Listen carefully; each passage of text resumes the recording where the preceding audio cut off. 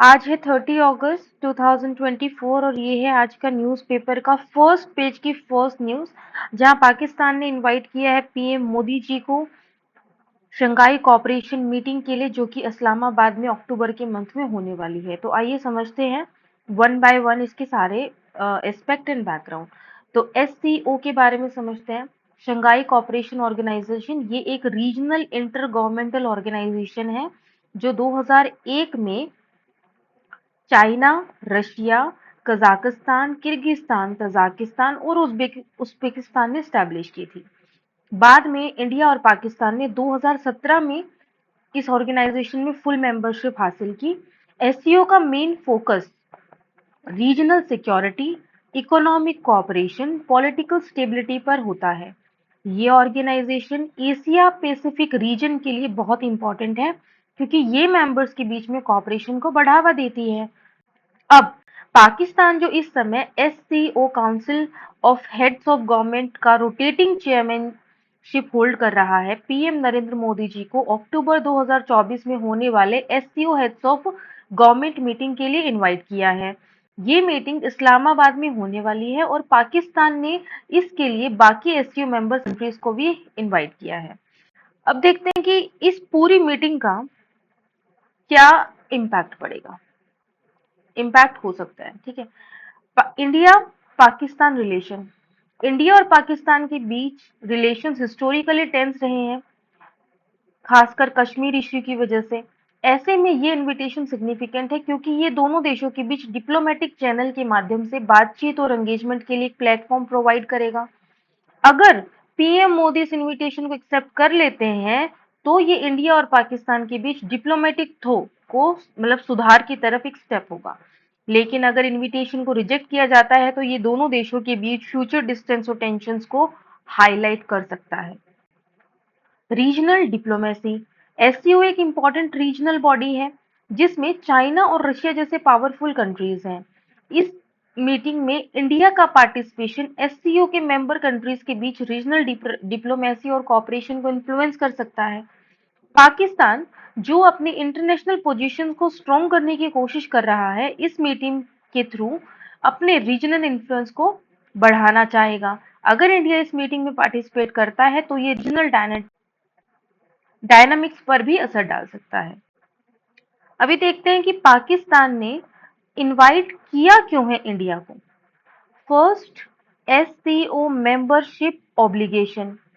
पाकिस्तान इस वक्त SCO council of heads of government का रोटेटिंग चेयरमैनशिप होल्ड कर रहा है। इस पोजीशन के तहत उनकी ये ड्यूटी है कि वो सभी एससीओ मेंबर्स कंट्रीज के हेड्स को एनुअल मीटिंग के लिए इनवाइट करें, जिसमें इंडिया भी एक इम्पॉर्टेंट मेंबर है। इसलिए इनविटेशन प्योरली प्रोसीजरल है और एससीओ के नॉर्म्स और प्रोटोकॉल के अकॉर्डिंग दिया गया है। डिप्लोमेटिक एंगेजमेंट और इमेज बिल्डिंग, इंटरनेशनल डिप्लोमेसी में ऐसे इनविटेशन एक डिप्लोमेटिक जेस्चर होते हैं। पाकिस्तान के लिए ये एक मौका है अपने आप को एक रिस्पॉन्सिबल और कोऑपरेटिव रीजनल प्लेयर के रूप में प्रेजेंट करने का। ये बताने का भी एक तरीका है कि पाकिस्तान अपने रीजनल कम्युनिटीज को सीरियस लेता है और वो रीजनल डायलॉग्स के लिए तैयार है। इस इनविटेशन के जरिए पाकिस्तान अपने इंटरनेशनल इमेज को बेटर करने की कोशिश कर रहा है, खासकर उन चैलेंजेस के दौरान जो उसकी फॉरेन पॉलिसी फेस कर रही है। Third, pressure from other SCO members, जैसे कि चाइना, रशिया जैसे एससीओ के स्ट्रॉन्ग मेंबर्स चाहते हैं कि इंडिया और पाकिस्तान के बीच रीजनल टेंशन्स कम हो और दोनों देश एससीओ के माध्यम से कंस्ट्रक्टिव डायलॉग्स में शामिल हों। पाकिस्तान पे ऐसे मेंबर्स का प्रेशर हो सकता है कि वो इंडिया को इनवाइट करे ताकि रीजनल स्टेबिलिटी और कोऑपरेशन को बढ़ावा दिया जा सके। ये हो सकता है। Regional stability and cooperation, SCO का एक major objective regional security and stability को इंश्योर करना है। पाकिस्तान प्लेटफॉर्म का यूज करना चाहेगा ताकि इंडिया के साथ अपने रिलेशंस को स्टेबलाइज कर सके और साउथ एशिया में पीस और स्टेबिलिटी को बढ़ावा दे सके। इनविटेशन इस बात का सिग्नल है कि पाकिस्तान रीजनल कोऑपरेशन के लिए कमिटेड है, चाहे उसके और इंडिया के बीच में कितने भी डिफरेंसेस क्यों ना हो। Domestic and international perception. Pakistan अपने डोमेस्टिक और इंटरनेशनल ऑडियंस के सामने ये दिखाना चाहेगा कि वो अपने नेबर्स के साथ रिलेशंस को इम्प्रूव करने के लिए प्रोएक्टिव स्टेप्स ले रहा है। ये इनविटेशन इंटरनेशनल कम्युनिटी के सामने पाकिस्तान को एक मेच्योर और कंस्ट्रक्टिव एक्टर के रूप में दिखाने का एक तरीका हो सकती है। Next news, Assam assembly passes bill to make Muslim marriage registration a must. Assam assembly ने एक बिल पास किया है जिसमें मुस्लिम मैरिज और डाइवोर्स का रजिस्ट्रेशन कंपलसरी हो गया है। इस बिल का नाम the Assam compulsory registration of Muslim marriage and divorce bill 2024 है। ये बिल ब्रिटिश इरा के Assam Muslim marriage and divorces act 1935 को रिप्लेस करेगा। इस बिल के माध्यम से काजी सिस्टम को रिप्लेस करते हुए सब रजिस्ट्रार सिस्टम इम्प्लीमेंट किया जाएगा और इसका main focus child marriage and under as marriage को रोकना है। आइए अब इसका थोड़ा सा बैकग्राउंड देखते हैं। असम का British era Assam Muslim marriage divorce registration act 1935, जिसमें मुस्लिम मैरिज और डाइवोर्स का रजिस्ट्रेशन इनफॉर्मल था, अब रिप्लेस किया गया है नए बिल के साथ। इस 1935 का एक्ट ब्रिटिश इंडिया के टाइम पर असम प्रोविंस में मुस्लिम रिलीजियस और सोशल अरेंजमेंट्स के लिए इम्प्लीमेंट किया गया था। इस एक्ट में मैरिजेस और डाइवोर्सेस के रजिस्ट्रेशन ऑप्शनल थे, मैंडेटरी नहीं थे।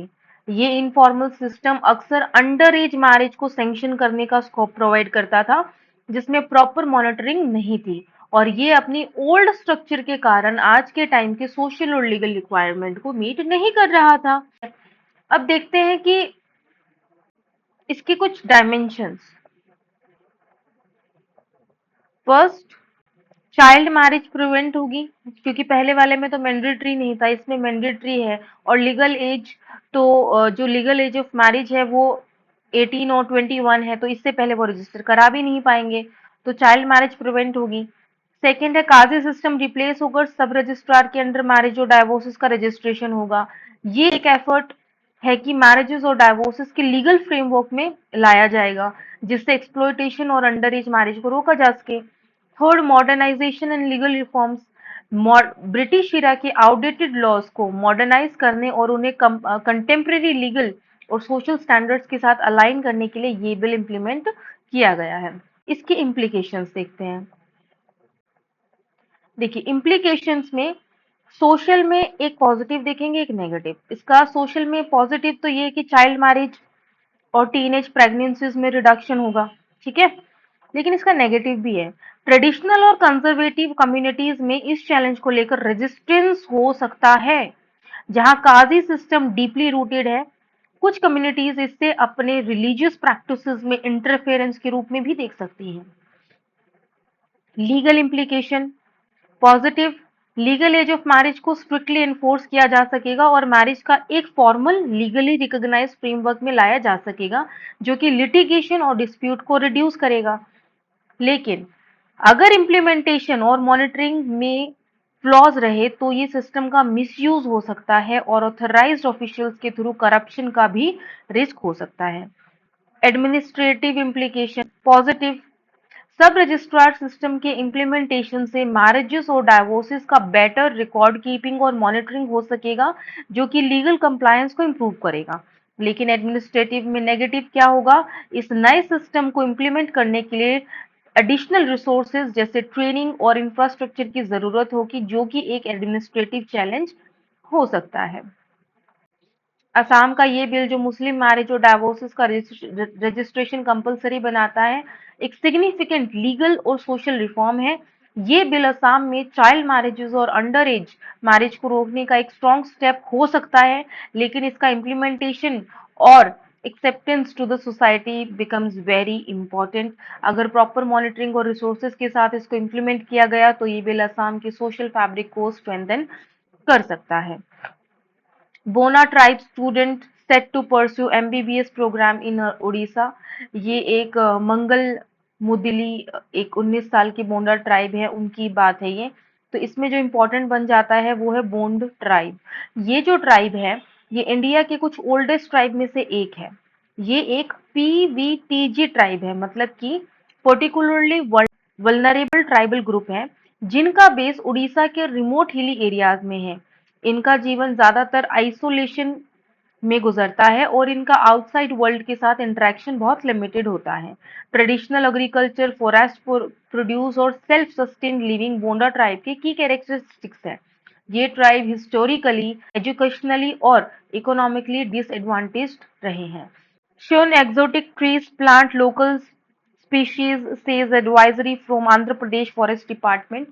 आंध्र प्रदेश फॉरेस्ट डिपार्टमेंट ने एक एडवाइजरी इशू की है जिसमें डिस्ट्रिक्ट कलेक्टर, म्युनिसिपल कॉर्पोरेशन और जिला परिषद सीईओ को नेटिव मतलब कि इंडिजिनियस स्पीशीज के पेड़ लगाने की सलाह दी गई है, जो स्टेट के ज्योग्राफिकल एरिया में ग्रीन कवर को 33% से ज्यादा बढ़ाने के लिए एक अफॉरेस्टेशन ड्राइव का हिस्सा है।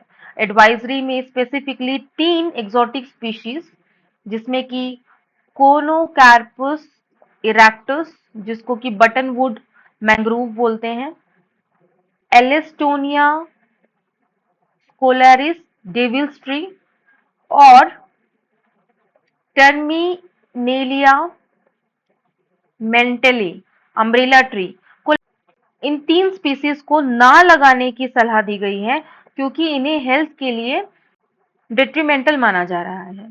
ठीक है, थोड़ा सा बैकग्राउंड देखते हैं। अफॉरेस्टेशन ड्राइव इन आंध्र प्रदेश। आंध्र प्रदेश सरकार ने अपने स्टेट के ज्योग्राफिकल एरिया में ग्रीन कवर को 33% तक बढ़ाने का टारगेट रखा है। इस अफॉरेस्टेशन ड्राइव के तहत फॉरेस्ट डिपार्टमेंट ने लोकल मतलब कि इंडिजिनियस स्पीशीज को प्रमोट करने का डिसीजन लिया है ताकि इकोलॉजिकल बैलेंस बनाया जा सके। एक्सोटिक स्पीशीज को अवॉइड करने का सजेशन दिया गया है क्योंकि इनकी एनवायरमेंटल और हेल्थ इम्पैक्ट्स पर कंसर्न्स रेज किए गए हैं। अभी कॉजेस देखते हैं कि इन 3 स्पीशीज को क्या क्यों किया गया है। तो एनवायरमेंटल कंसर्न में पहले डिस्कस करेंगे बटनवुड मैंग्रोव को। इस स्पीसीज को लेकर पब्लिक इंटरेस्ट लिटिगेशन मतलब पीआईएल फाइल हुई है आंध्र प्रदेश हाई कोर्ट में, जिसमें यह आर्ग्यूमेंट किया गया है कि ये ट्री ग्राउंड वाटर डिप्लेशन और रेस्पिरेटरी इलनेस जैसे हेल्थ इश्यूज कोज कर सकता है। इस प्लांट को एक्सट्रीम स्लाइन एरिया में ग्रो करने की कैपेसिटी के लिए प्रेफर किया जाता है, लेकिन उसके एनवायरमेंटल इम्पैक्ट को लेकर क्वेश्चंस उठाए गए हैं।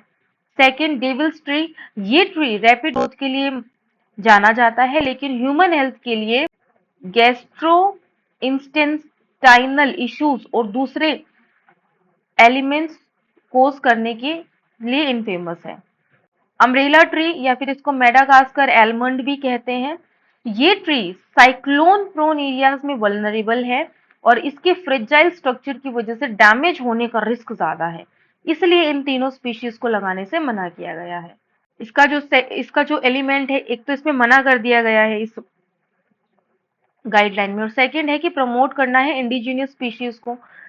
लोकल स्पीशीज जैसे नीम, टैमेराइंड, मैंगो एक्सेट्रा को प्रेफर करने की सलाह दी गई है क्योंकि ये स्पीशीज लोकल एनवायरनमेंट के साथ वेल अडेप्टेड हैं और इनके एनवायरमेंटल बेनिफिट ज्यादा हैं।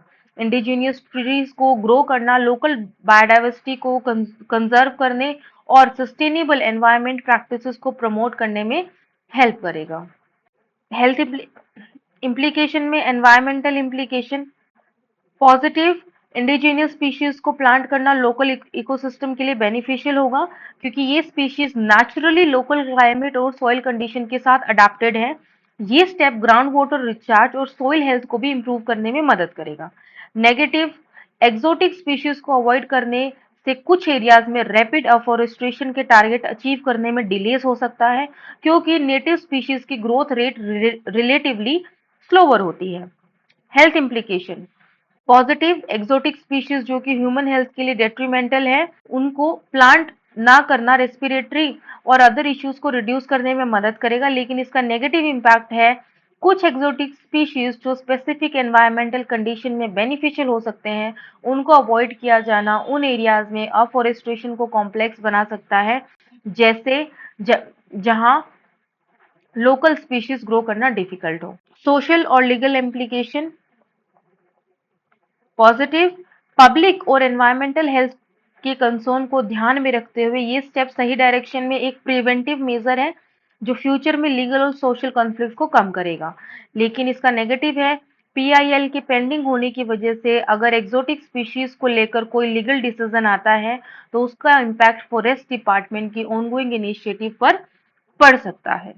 ये बात कर रहा है पेस्टोलिस्ट वर्सेस पॉलिसी। डंगर कम्युनिटी ढंगर ढंगर कम्युनिटी इन महाराष्ट्र जो फेस कर रही है चैलेंजेस लाइफ मतलब लाइवलीहुड के। ढंगर कम्युनिटी जो ट्रेडिशनली नोमैडिक पेस्टोरलिस्ट रही है, उनके ट्रेडिशनल वे ऑफ लाइफ को आजकल की लीगल रिस्ट्रिक्शंस और लैक ऑफ सपोर्ट की वजह से सीवियर हार्डशिप फेस करनी पड़ रही है।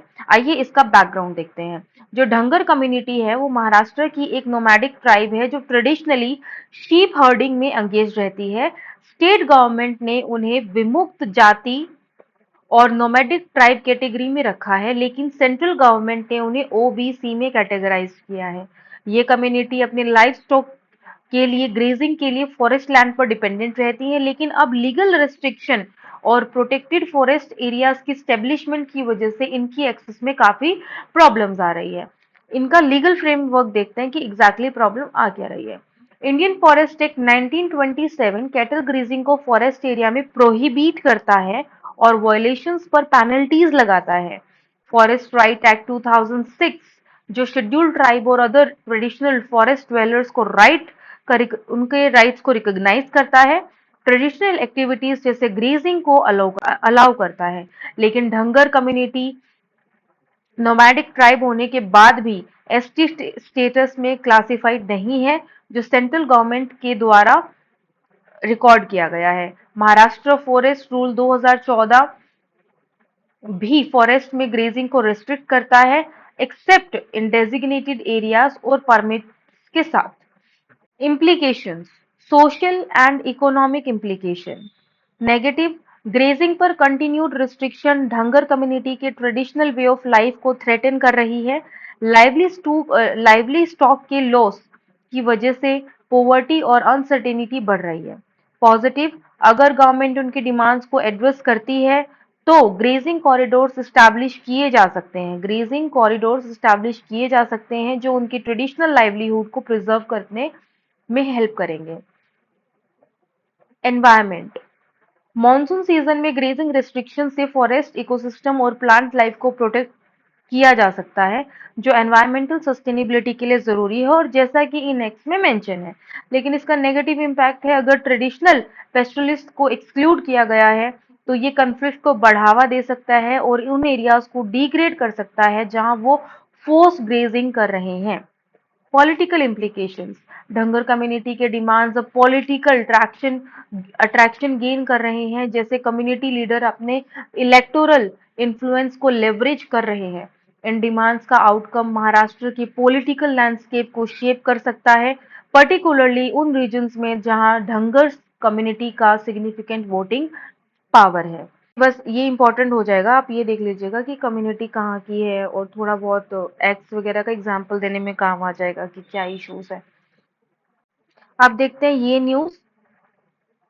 अगस्त 27 अगस्त को सुप्रीम कोर्ट ऑफ इंडिया ने एक और बार मिसलीडिंग एडवर्टाइजमेंट के बारे में तो आयुर्वेदा सिद्धा यूनानी मतलब कि आयुष से रिलेटेड था अपना स्टैंड। इससे पहले भी एक और केस में पतंजलि आयुर्वेदा के अगेंस्ट मिसलीडिंग मेडिसिनल क्लेम्स के लिए कोर्ट में केस चल रहा था। कोर्ट ने उनसे कहा था कि वो पब्लिक में अपने मिसलीडिंग एडवर्टाइजमेंट के लिए माफी मांगे। अब ये केस मिनिस्ट्री ऑफ आयुष से रिलेटेड है जो मिसलीडिंग एडवर्टाइजमेंट और क्वालिटी कंट्रोल के इश्यूज को लेकर कंट्रोवर्सी में है। तो फर्स्ट ऑफ ऑल बैकग्राउंड देखते हैं मिनिस्ट्री ऑफ आयुष का। मिनिस्ट्री ऑफ आयुष में इंडिया में आयुर्वेद, योगा, नेचुरोपैथी, यूनानी, सिद्धा और होम्योपैथी डेवलपमेंट और प्रमोशन के लिए रिस्पॉन्सिबल है।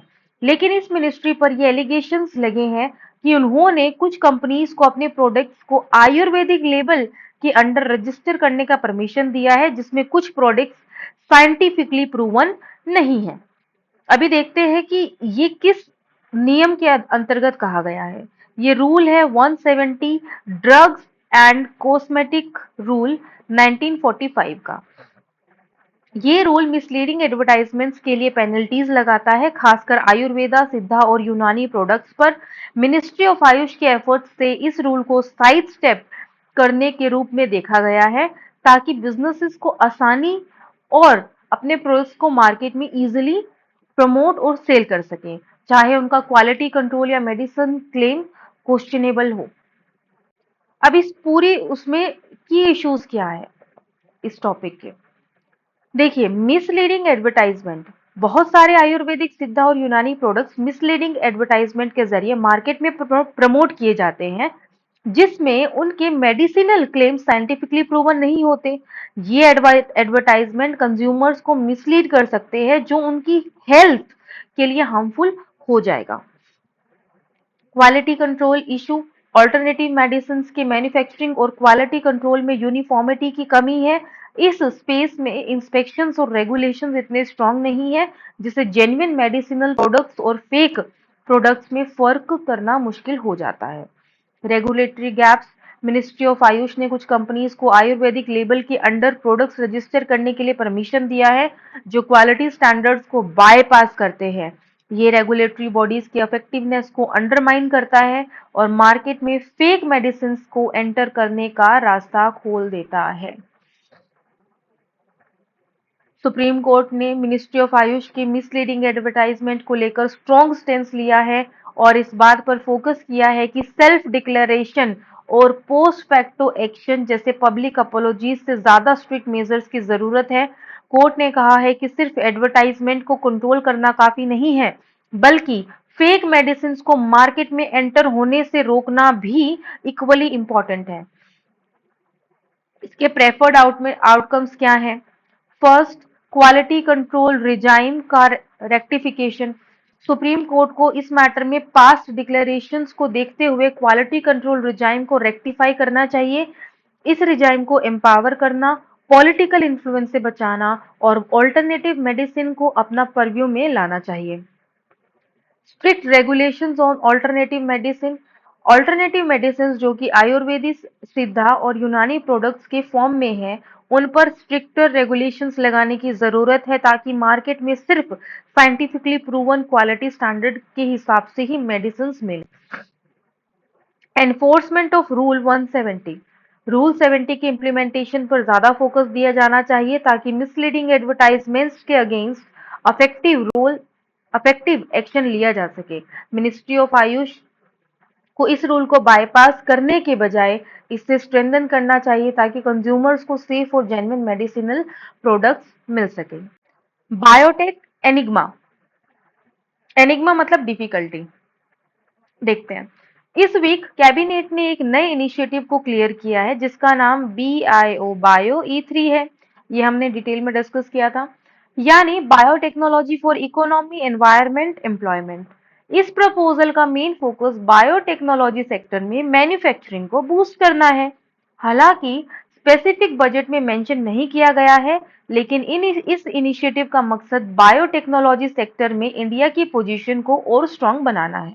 ठीक है, अब इसका बैकग्राउंड देख लेते हैं थोड़ा। डिपार्टमेंट ऑफ बायोटेक्नोलॉजी 1986 में इंडिया में dedicated department of biotechnology establish किया गया था, जिसमें ग्लोबल बायोटेक्नोलॉजी रिसर्च और डेवलपमेंट को प्रमोट करना था।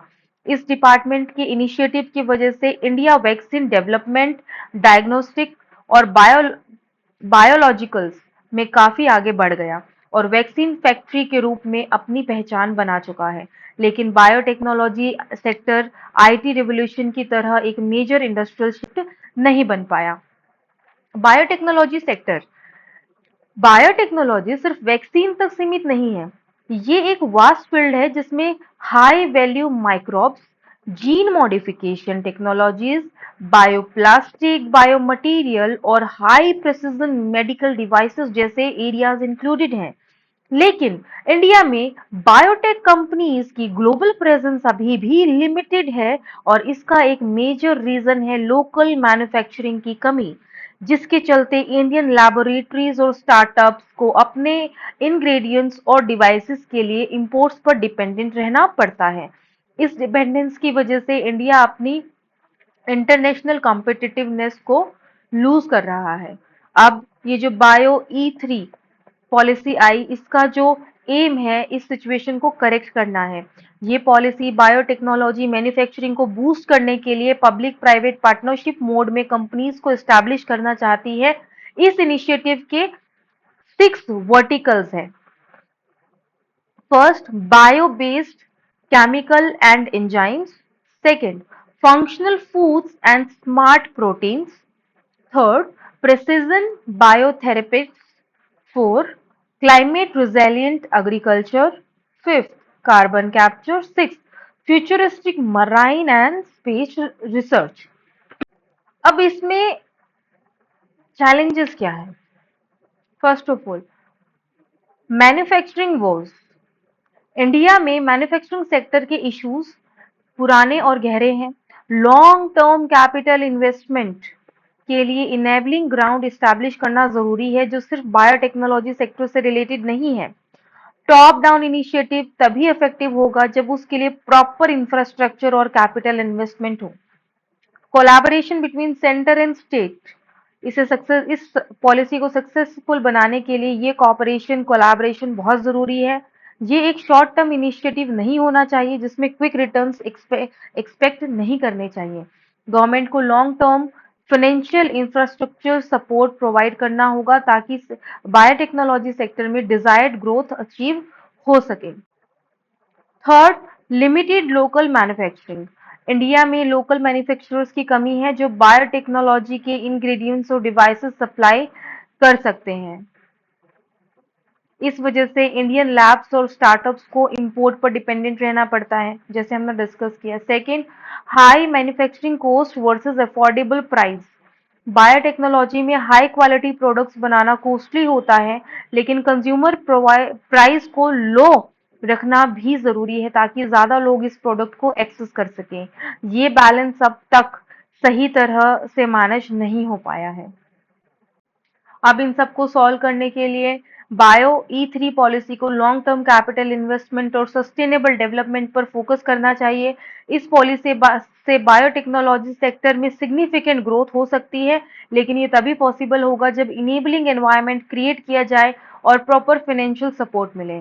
ये पॉलिसीज इंडिया के बायोटेक्नोलॉजी सेक्टर को बूस्ट करने के लिए सिग्निफिकेंट स्टेप है, लेकिन इसकी सक्सेस काफी हद तक इम्प्लीमेंटेशन और लॉन्ग टर्म सपोर्ट पर डिपेंडेंट रहेगी। तो देखते हैं फ्यूचर में इसको लेकर और क्या-क्या स्टेप्स लिए जाते हैं।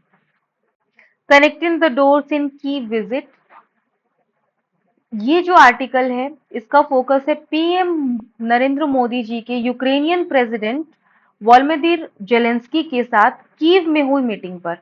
ये मीटिंग हिस्टोरिकल थी और दुनिया भर के एकेडमिक्स और जर्नलिस्ट का ध्यान अपनी तरफ इस मीटिंग ने खींचा। इस मीटिंग के कुछ इंपॉर्टेंट एस्पेक्ट्स को एक्सप्लेन करते हैं। First, background and timing. ये मीटिंग उस वक्त हुई है जब यूक्रेन और रशिया के बीच कॉन्फ्लिक्ट इंटेंसिफाई हो रहा था, खासकर यूक्रेन के कर्स्क रीजन में नई फ्रंट खुलने के बाद। हालांकि इंडिया ने मिनिस्ट्री ऑफ एक्सटर्नल अफेयर ने इस विजिट को मेडिएशन का एफर्ट नहीं कहा, लेकिन टाइमिंग और नेचर के हिसाब से विजिट पर काफी सारे क्वेश्चंस उठे हैं। क्वेश्चंस कैसे उठे हैं? इंडिया की फॉरेन पॉलिसी। इंडिया की foreign policy historical non alignment और स्ट्रेटेजिक ऑटोनॉमी पर बेस्ड रही है। इंडिया ने रशिया यूक्रेन वॉर के बिगिनिंग से ही साइड्स नहीं ली है जो वेस्टर्न स्टेट्स को पसंद नहीं आया। इंडिया ने हमेशा यूनाइटेड नेशन चार्टर के रिस्पेक्ट किया है और डिस्प्यूट्स को पीसफुली सेटल करने की के लिए एडवाइस किया है। मिनिस्ट्री ऑफ एक्सटर्नल अफेयर ने पहले भी यही हिंट दिया था कि अगर अप्रोच किया गया तो इंडिया मेडिएशन में इंटरेस्ट ले सकता है, लेकिन न्यू दिल्ली खुद से इनिशिएटिव नहीं लेगा।